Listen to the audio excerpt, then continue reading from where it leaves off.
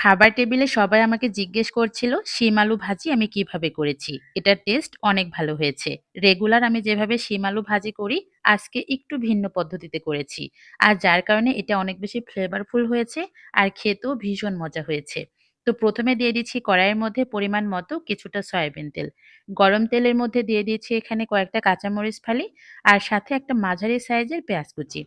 পেঁয়াজ আর কাঁচামরিচ তেলের মধ্যে একটু নরম করে ভেজে নিতে হবে।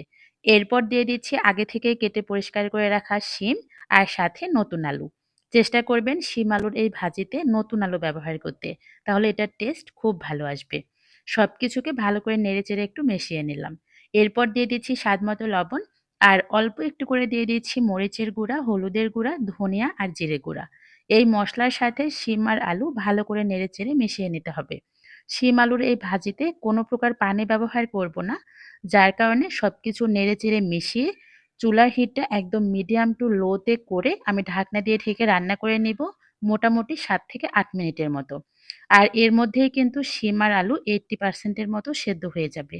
আর বাকিটা কিন্তু ভাজতে, ভাজতেই খুব সুন্দরভাবে সেদ্ধ হয়ে যাবে। শিম আলু ভাজিটা কিন্তু আমাদের হয়ে যায় নাই। আরেকটা স্টেপ বাকি আছে, যার কারণে এই শিম আলু ভাজিটা খেতে অনেক বেশি ফ্লেভারফুল হবে আর খেতেও দারুণ হবে। শিম আর আলু একটু পোড়া, পোড়া করে ভেজে আমি একটা বাটির মধ্যে উঠিয়ে নিয়েছি। আর ওই কড়াইয়ের মধ্যে আবারও কিছুটা দিয়েছি সয়াবিন তেল। এরপরে দিয়ে দিচ্ছি একটা শুকনা মরিচ মাঝখানে কেটে। হাফ চামচের মতো গোটা জিরে দিয়ে এখন ১০ সেকেন্ড মতো ভেজে নিচ্ছি। এরপর এর মধ্যে দিয়ে দিচ্ছি রসুন কুচি।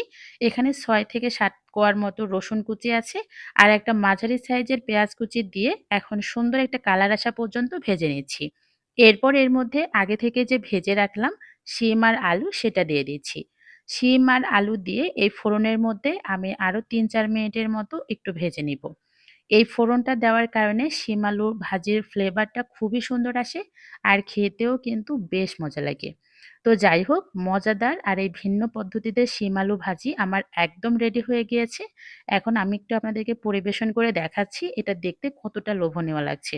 এই শিম আলু ভাজিটা এমন হবে একদম গলেও যাবে না কিন্তু ভেতরে প্রপার সেদ্ধ হবে। আপনারা চাইলে এটা গরম, গরম ভাতের সাথে পরিবেশন করতে পারেন অথবা রুটি পরোটা দিয়ে খেতেও কিন্তু অনেক বেশি মজা লাগে। তো আমার আজকের এই শিম আলু ভাজির রেসিপি আপনার কাছে কেমন লাগলো? একটা কমেন্টস করে কিন্তু জানাতে ভুলবেন না। যদি ভালো লেগে থাকে অবশ্যই একটা শেয়ার করে যাবেন।